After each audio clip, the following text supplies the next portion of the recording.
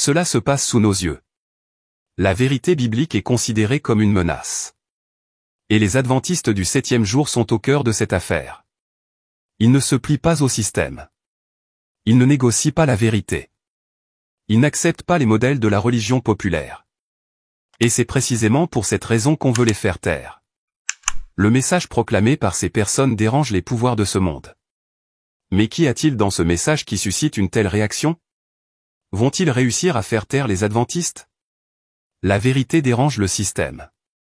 La cible de la censure, le message adventiste. Le message adventiste n'est pas neutre. Il confronte. Il dénonce. Il démasque. Alors que beaucoup prêchent le confort, il appelle à la repentance. Alors que le monde se rend à la tradition, elle prône l'obéissance à la parole. Alors que la plupart ignorent le sabbat biblique, elle l'exalte comme un signe de fidélité à Dieu. Ce message ne correspond pas aux intérêts du système religieux mondial. Il dénonce Babylone, met en garde contre le faux culte et proclame le jugement imminent. Ce n'est pas seulement une doctrine. C'est un appel à la rupture. Un appel à abandonner la conformité avec le monde et à revenir à la sainteté. Et cela dérange. Cela dérange les dirigeants. Cela dérange les institutions. Cela dérange même d'autres chrétiens. Car tandis que beaucoup préfèrent un évangile adapté, les adventistes continuent de proclamer. Craignez Dieu et donnez-lui gloire, car l'heure de son jugement est venue. C'est pourquoi le message adventiste est devenu une cible. Parce qu'il ne se tait pas là où le système exige le silence. Il insiste pour parler, même si cela signifie être persécuté. Et vous? Croyez-vous que le message adventiste dérange vraiment le système? Donnez votre avis dans les commentaires, nous voulons savoir comment vous voyez tout cela. Cas réel de silence. Nous ne parlons pas de théorie. Nous parlons de faits. Ces dernières années, divers contenus adventistes ont été supprimés des plateformes numériques sans explication claire. Des vidéos dénonçant l'avancée de l'écuménisme. Des sermons sur la marque de la bête. Des études bibliques sur le sabbat et la loi de Dieu. Tout cela a été classé comme discours, offensant, dangereux, ou diviseur. Des chaînes entières ont déjà été démonétisées. Certaines ont disparu de la plateforme sans avertissement. Des pages bloquées. Des évangélistes réduits au silence. Et ce n'est pas seulement dans le monde virtuel. Dans plusieurs pays, la prédication publique du message adventiste a été interdite par des lois locales. Distribution de littérature interdite. Événements évangéliques annulés. Des adventistes sont soumis à des pressions dans les milieux scolaires, professionnels et politiques, simplement parce qu'ils gardent leur foi. Même dans des environnements religieux plus larges, il y a de la résistance. Le simple fait d'observer le sabbat ou de refuser de participer à des actes écuméniques a déjà coûté des postes, des partenariats et la liberté. Ces cas ne sont pas exagérés. Ils révèlent une tendance croissante. Faire taire ceux qui ne se soumettent pas. Faire taire ceux qui insistent pour dire la vérité. L'avancée de l'écuménisme est le danger pour les fidèles. Alors que le monde célèbre l'union entre les religions, quelque chose de dangereux se construit en coulisses. Des chefs religieux de traditions très diverses signent des pactes de fraternité, promouvant une unité fondée sur la tolérance, mais pas sur la vérité.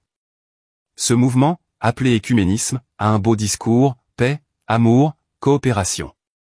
Mais derrière lui se cache l'abandon des doctrines bibliques au nom de l'acceptation mutuelle. Et ceux qui refusent d'y participer, sont alors considérés comme un obstacle.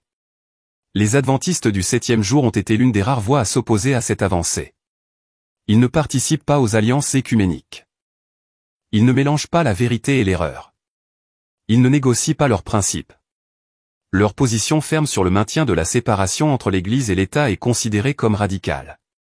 Leur refus de participer au culte commun est qualifié d'intolérance. Mais la vérité est simple. La fidélité à Dieu ne permet pas d'alliance avec l'erreur. Et c'est précisément parce qu'ils restent fidèles que les adventistes sont traités comme une menace. Car dans un monde qui recherche une religion unifiée et contrôlée, tout groupe qui reste fidèle à la Bible sera rejeté. La prophétie s'accomplit. Ce que nous voyons aujourd'hui n'est pas une nouveauté pour ceux qui connaissent la prophétie. Ellen White avait déjà averti que le temps viendrait où la vérité serait rejetée, et que ceux qui resteraient fidèles seraient traités comme des ennemis de l'ordre. Dans le livre La Grande Conflit, elle a écrit que les protestants s'allieront au pouvoir romain, et que les lois de la terre entreront en conflit avec la loi de Dieu. Et maintenant, sous nos yeux, tout cela devient réalité. Apocalypse 13 décrit un scénario dans lequel une puissance religieuse exercera son autorité sur le monde entier, imposant des lois et exigeant l'adoration. Ceux qui ne se soumettront pas seront persécutés. Mais dans ce même chapitre, la prophétie parle d'un peuple. Un peuple qui garde les commandements de Dieu et à la foi de Jésus. Ce peuple ne cède pas. Il n'accepte pas la marque. Il ne trahit pas sa fidélité au Seigneur. Ce peuple est persécuté, non pas parce qu'il fait le mal, mais parce qu'il refuse d'abandonner la vérité. Ce que beaucoup appellent aujourd'hui fanatisme ou radicalisme est en fait l'accomplissement exact de la prophétie. La persécution du message adventiste n'est pas une surprise pour le ciel. C'est un signe que nous nous rapprochons de plus en plus du point culminant prophétique. Le système a besoin du silence des fidèles pour avancer. La vérité dérange. Et lorsqu'elle ne peut être réfutée, on tente de la faire taire. Le système qui se dresse aujourd'hui est religieux, politique et culturel et ne craint pas ceux qui suivent la majorité. Il ne se soucie pas de ceux qui vivent une foi sans confrontation. Mais il est profondément inquiet face à ceux qui, même minoritaires, continuent d'annoncer ce qui est juste. Le message des fidèles expose l'erreur. Il confronte le péché. Il défie le système. C'est pourquoi le silence des justes est nécessaire pour que le mensonge prospère. Ils ne veulent pas seulement le consensus. Ils veulent l'obéissance. Et pour cela, ils doivent faire taire ceux qui refusent de céder. Mais cette opposition n'est pas un signe de faiblesse. Au contraire, elle prouve que le message est trop puissant pour être ignoré. Si le monde essayait de faire taire les indifférents, il perdrait son temps. Mais ils essaient de faire taire ceux qui ont quelque chose de vrai à dire. Et cela en dit long sur ceux qui dérangent vraiment les ténèbres. Le moment de prendre position. Le moment est venu où personne ne peut plus rester neutre. Le silence face à la vérité sera considéré comme une complicité avec l'erreur. Et chaque chrétien devra décider, plaire au monde ou être fidèle à Dieu. Êtes-vous prêt à continuer à dire la vérité, même lorsque le monde entier vous demandera de vous taire? Êtes-vous prêt à rester ferme, même si cela signifie perdre votre position, votre respect ou votre liberté? Le message ne peut s'arrêter. La fidélité doit être visible. C'est maintenant le moment d'approfondir l'étude de la Bible, de vivre dans la prière, de garder avec plus de zèle le sabbat du Seigneur et de marcher en communion intime avec Christ. Car les jours à venir ne seront pas faciles. Mais ils seront glorieux pour ceux qui ne renieront pas leur foi. Dieu est en train de lever un peuple qui ne se vend pas, ne se rend pas et ne se tait pas. Et vous, en ferez-vous partie? La vérité dérange le système. Et les efforts déployés pour faire taire les adventistes du 7e jour ne font que prouver que ce message est puissant. Quelque chose que les grands de ce monde ne peuvent ni contrôler, ni ignorer. Mais la question est maintenant. Et vous? Allez-vous vous cacher, ou allez-vous rester ferme? Allez-vous laisser la peur étouffer votre voix, ou allez-vous brandir le drapeau de la vérité tant qu'il est encore temps? Le message doit continuer à résonner. Et vous pouvez en faire partie. Aimez cette vidéo, partagez-la avec d'autres, abonnez-vous à la chaîne et donnez votre avis dans les commentaires ci-dessous.